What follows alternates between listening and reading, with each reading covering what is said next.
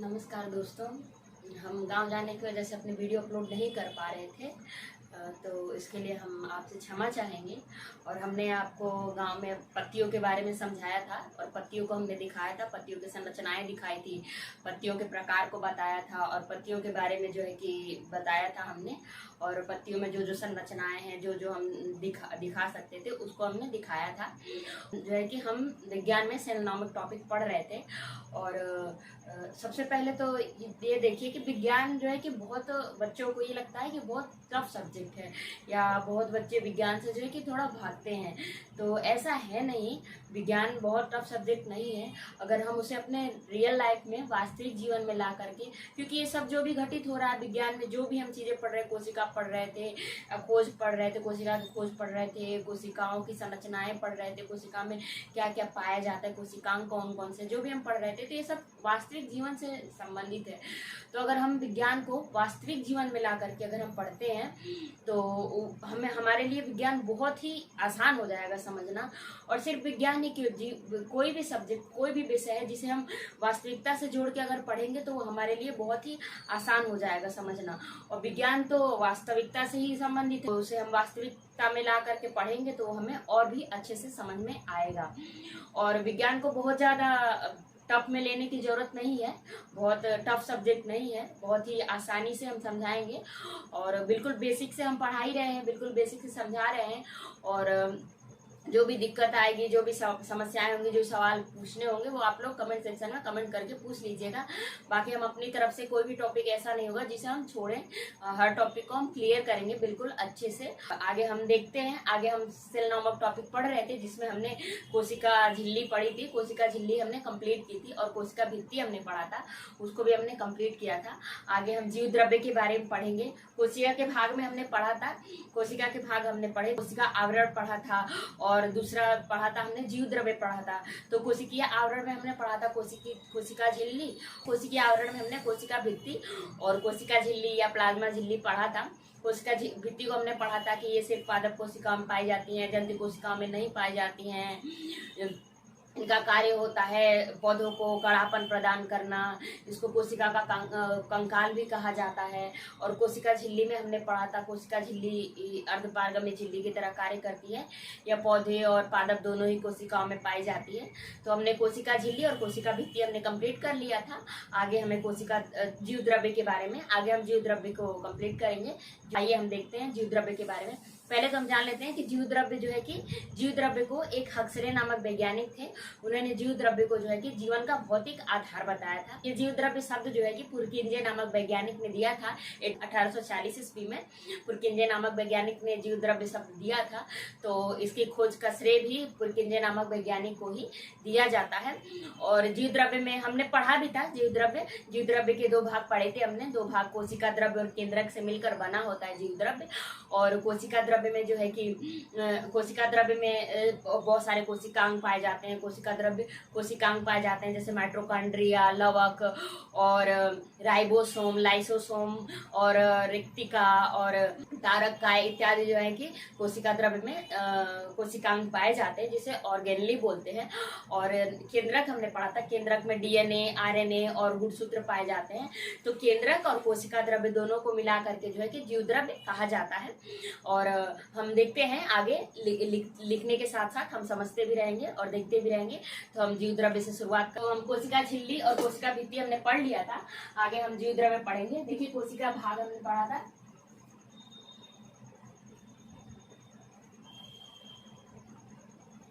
कोशिका के भाग देखिए दो भागों में डिवाइड किया गया था, इसको दो भागों में डिवाइड किया गया था, दो भागों में डिवाइड किया गया था इसको। कोशिकीय आवरण, कोशिकीय आवरण, कोशिकीय आवरण, दो भागों में डिवाइड किया गया था, कोशिकीय आवरण और जीव द्रव्य, प्रोटोप्लाज्म और जीव द्रव्य, कोशिकीय आवरण और जीव द्रव्य। ठीक है, कोशिकीय आवरण को हमने दो भागों में डिवाइड किया था, कोशिका भित्ति और कोशिका झिल्ली। कोशिका भित्ति, सेल वॉल, और कोशिका झिल्ली सेल मेम्ब्रेन,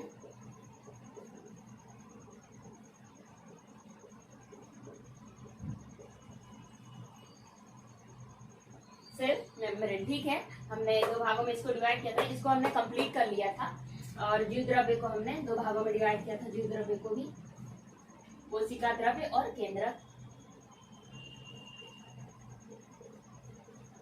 कोशिका द्रव्य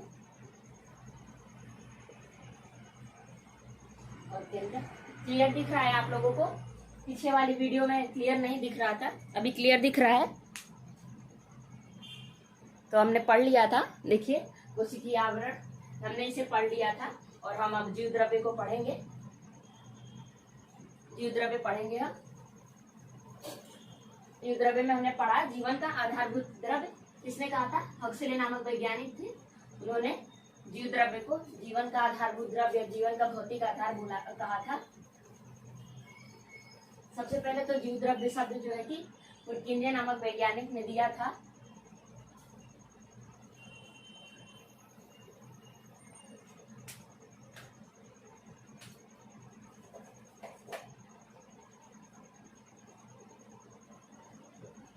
जीव द्रव्य प्रोटोप्लाज्म, प्रोटोप्लाज्म जीव द्रव्य, जिसको हमने 2 भागों में डिवाइड किया था, कोशिका द्रव्य साइटोप्लाज्म,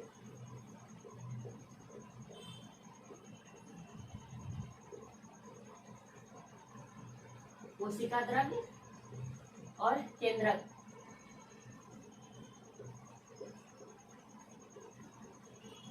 और केंद्रक, ठीक है, साइटोप्लाज्म और न्यूक्लियस। ठीक है, साइटोप्लाज्म और न्यूक्लियस, कोशिका द्रव्य और केंद्रक। ठीक है, कोशिका द्रव्य। और कोशिका द्रव्य में जो है कि 3 प्रकार के कोशिकांग पाए जाते हैं। कोशिका द्रव्य में ये हमने पढ़ा था, कोशिका द्रव्य में 3 प्रकार के कोशिकांग पाए जाते हैं। पहले हम चार्ट बना लेते हैं एक बार और। एकल झिल्ली वाले कोशिकांग,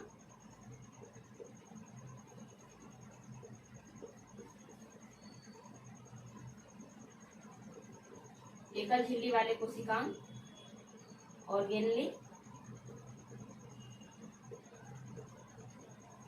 दोहरी झिल्ली वाले कोशिकांग,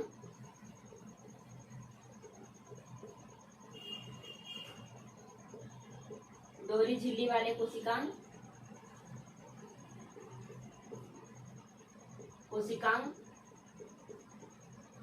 और झिल्ली रहित कोशिकांग, और झिल्ली रहित कोशिकांग।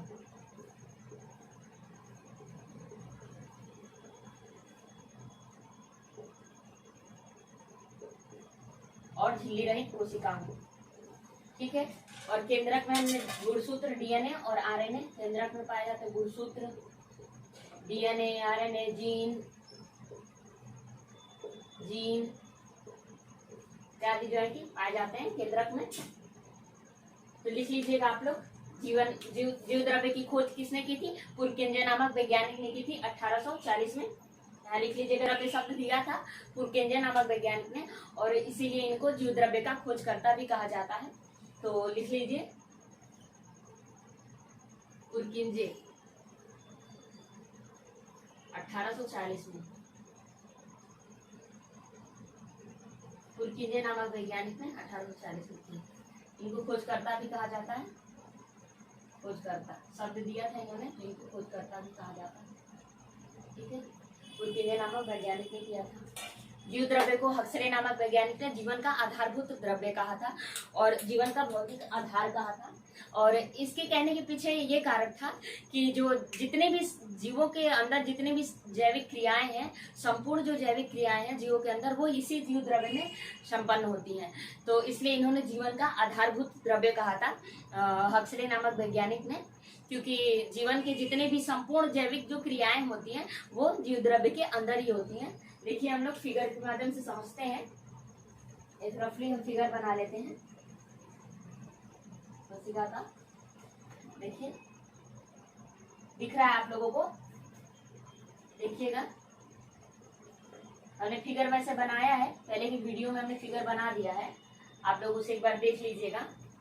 पहले की वीडियो को भी आप लोग साथ में देखते चलिएगा।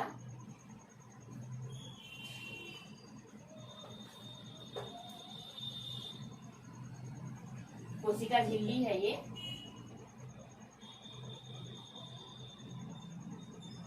कोशिका झिल्ली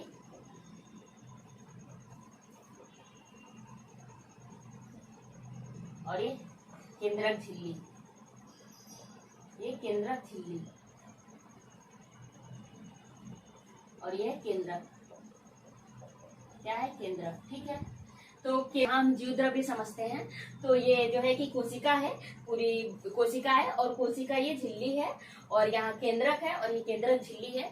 तो ये जो कोशिका झिल्ली है, इसके अंतर्गत, इसके अंदर पाए जाने वाले जितने भी पदार्थ है वो क्या बोले जाते हैं, जीव द्रव्य कहे जाते हैं। ठीक है, इसके अंदर कोशिका झिल्ली के अंतर्गत पाए जाने वाले पदार्थ जीव द्रव्य कहलाते हैं। तो देखिए इसमें क्या क्या, माइटोकॉन्ड्रिया, राइबोसोम, केंद्रक, डीएनए, आरएनए, ये सब पाए जाते हैं। तारक काय, रिक्तिका, तो इन्हें क्या बोलते हैं, जीव द्रव्य बोला जाता है।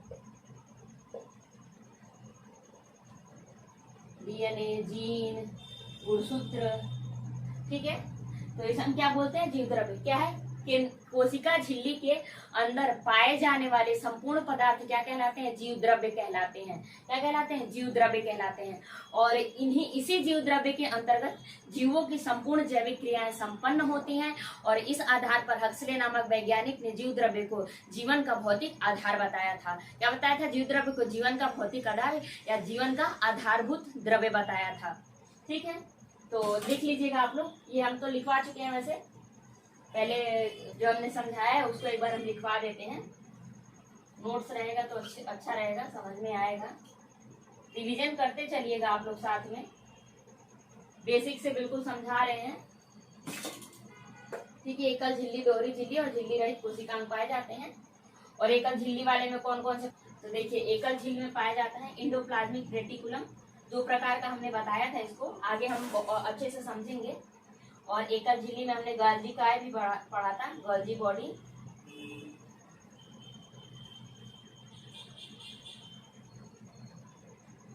और रिक्तिका ओक्यूल्स, रसधानी बोलते हैं इसको हिंदी में, रसधानी ओक्यूल्स।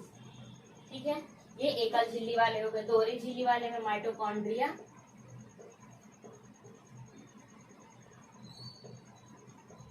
माइटोकॉन्ड्रिया और लवक। लवक जो है कि सिर्फ पादप कोशिकाओं में पाए जाते हैं, लवक। ठीक है, और झिल्ली रहित कोशिकांग में पाए जाएंगे राइबोसोम,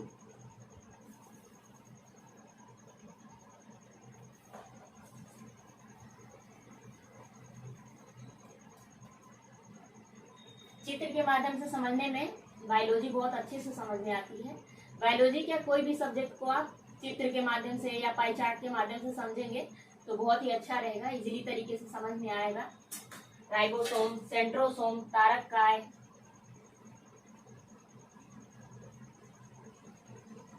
एक एक ऑर्गेनली को हम लोग, एक एक कोशिकांगों को हम लोग पूरी डिटेल में पढ़ेंगे। राइबोसोम क्या होता है, सेंट्रोसोम क्या है और माइटोकॉन्ड्रिया क्या है, सब हम लोग पढ़ेंगे। तारक काय, ठीक है, राइबोसोम, सेंट्रोसोम, ये क्या हो गए, कोशिकांग हो गए। 1840 से 1840 से जीव द्रव्य को हमने पढ़ा 2 भागों में, साइटोप्लाज्म और न्यूक्लियस, नाभिक और केंद्रक और कोशिका द्रव्य। ठीक है, कोशिका द्रव्य और केंद्रक। आगे हम लोग लिखते चलेंगे, जो हमने समझाया उसको लिख लेते हैं। जीवन का आधारभूत द्रव्य, पहले तो खोज करता आपने पुरकिंजे नामक वैज्ञानिक लिख ली। अब जीवन का आधारभूत द्रव्य कहलाता है, जीव द्रव्य क्या कहलाता है, जीवन का आधारभूत द्रव्य जीव द्रव्य कहलाता है। जीवन का आधारभूत द्रव्य, भूत द्रव्य क्या कहलाता है, जीव द्रव्य कहलाता है। और ये किसने कहा था, हक्सले नामक वैज्ञानिक ने कहा था। हक्सले नामक वैज्ञानिक ने कहा था जीवन का आधारभूत द्रव्य। क्या कहा था, जीवन का आधारभूत द्रव्य जीव द्रव्य कहा था हक्सले नामक वैज्ञानिक ने। झिल्ली के अंतर्गत, ये कोशिका झिल्ली है, कोशिका झिल्ली के अंतर्गत पाए जाने वाले संपूर्ण पदार्थ क्या कहलाते हैं, जीव द्रव्य कहलाते हैं। तो लिखते हैं हम, कोशिका झिल्ली के अंतर्गत कोशिका झिल्ली। चित्र से देखते चलिएगा आप लोग तो और अच्छे से समझ में आएगा। कोशिका झिल्ली के अंतर्गत प्राप्त संपूर्ण पदार्थ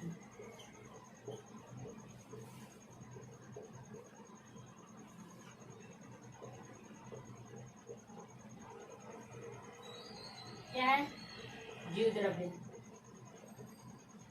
कहलाते हैं। ठीक है। और जीव द्रव्य के अंतर्गत ये जीवन का आधारभूत द्रव्य क्यों कहा था इन्होंने? क्योंकि जीव द्रव्य के अंतर्गत संपूर्ण जो है कि जैविक क्रियाएं संपन्न होती है, इसलिए से जीवन का आधारभूत द्रव्य हक्सले नामक वैज्ञानिक ने किया था। तो लिखिए, जीवों के अंतर्गत संपूर्ण जैविक क्रियाएं इसी जीव द्रव्य में संपन्न होती हैं।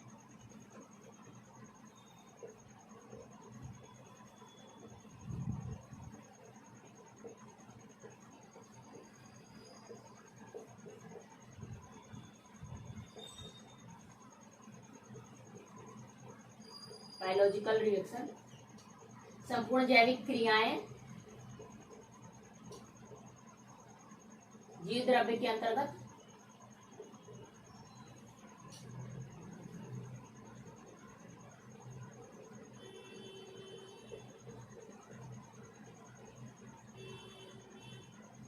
संपन्न होती हैं।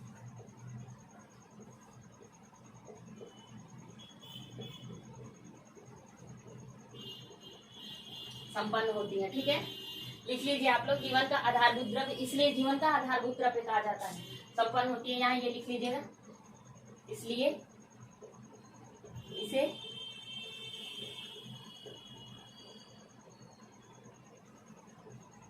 जीवन का भौतिक आधार या आधारभूत द्रव्य कहते हैं।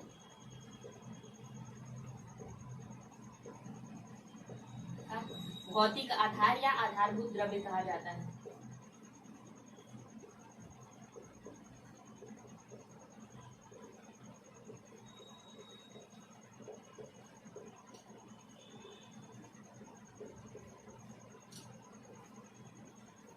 ठीक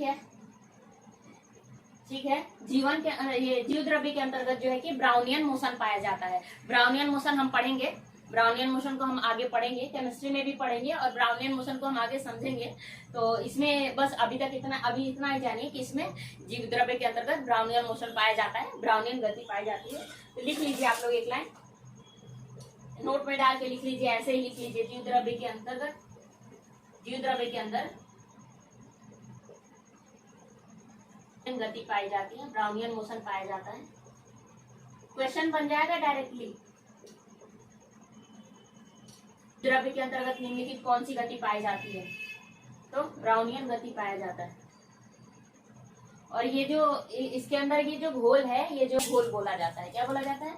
क्रिस्टलो कोलाइडल घोल। ठीक है, क्रिस्टलो कोलाइडल घोल बोला जाता है। इसे भी हम आगे समझेंगे। ठीक, तो क्रिस्टलो कोलाइडल घोल पहले लिख लीजिए, नोट में लिख लीजिए आप लोग कि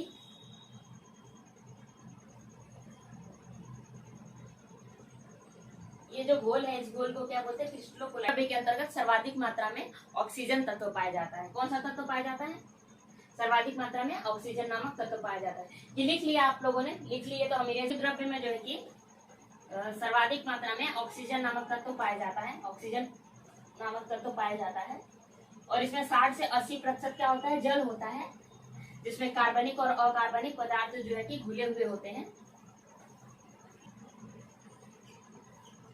नोट में लिख लीजिए आप लोग, जीव द्रव्य के घोल को क्रिस्टलो कोलाइडल घोल बोला जाता है, कहा जाता है। क्या कहा जाता है? क्रिस्टलो कोलाइडल घोल।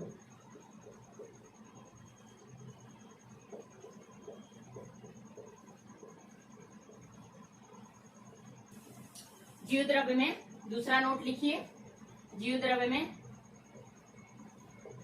सर्वाधिक मात्रा में ऑक्सीजन नामक तत्व पाया जाता है। तीसरा लिखिए आप लोग, ये दूसरा हो गया, तीसरा लिखिए, जीव द्रव्य में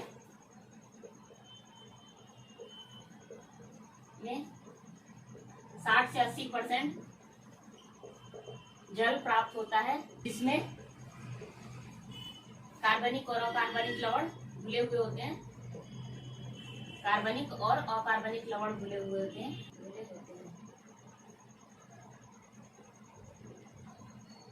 ठीक है, हमने क्या क्या पढ़ा? जीव द्रव्य के बारे में हमने पढ़ा। जीव द्रव्य जो है कि कोशिका झिल्ली के अंतर्गत पाए जाने वाले जितने भी पदार्थ हैं वो क्या कहलाते हैं? जीव द्रव्य कहलाते हैं। पाए जाने वाले संपूर्ण पदार्थ जीव द्रव्य कहलाते हैं। द्रव्य शब्द जो है कि सबसे पहले पुरकिंजे नामक वैज्ञानिक ने दिया था 1840 में, इसलिए इन्हें जीव द्रव्य का खोजकर्ता भी कहा जाता है। जीव द्रव्य का खोजकर्ता भी कहा जाता है, 1840 में दिया था इन्होंने।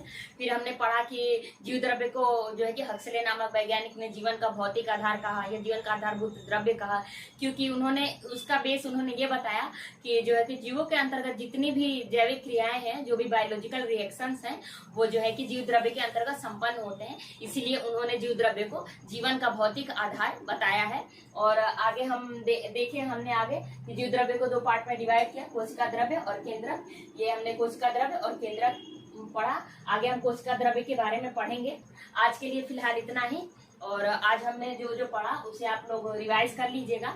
और बिल्कुल हम बेसिक से एकदम शुरुआत किए हैं, तो बिल्कुल बेसिक से समझा रहे हैं, पढ़ा रहे हैं। तो अगर कहीं भी डाउट हो, कोई भी क्वेश्चन हो, कोई सवाल हो, वीडियो से रिलेटेड कोई भी क्वेश्चन नहीं आ रहे हो, तो उसे आप लोग जरूर कमेंट सेक्शन में कमेंट करके पूछिएगा। और जहाँ समझ में ना आए उसे आप लोग जरूर पूछिएगा। कमेंट सेक्शन में आपका आंसर जरूर दिया जाएगा। और एक एक लाइन जो है कि बिल्कुल इम्पोर्टेंट है आप लोगों के जो है कि एग्जाम पॉइंट ऑफ व्यू से, बिल्कुल ही जो है कि बहुत ही इम्पोर्टेंट है। और हम सोच रहे हैं कि संडे हम जितने भी टॉपिक हम कंप्लीट कराते चल रहे हैं उसकी हम क्वेश्चंस कराएं। तो हम अगले संडे से हम क्वेश्चंस कराएंगे, क्वेश्चन आंसर कराएंगे, ताकि आप लोगों का जो है कि थियरी के साथ साथ जो है कि क्वेश्चंस भी कंप्लीट होते चले, क्वेश्चन भी तैयार होते चले। और अगर आप लोगों को वीडियो अच्छा लगा हो तो प्लीज लाइक, सब्सक्राइब और शेयर जरूर करिएगा। धन्यवाद दोस्तों, कल मिलते हैं हम।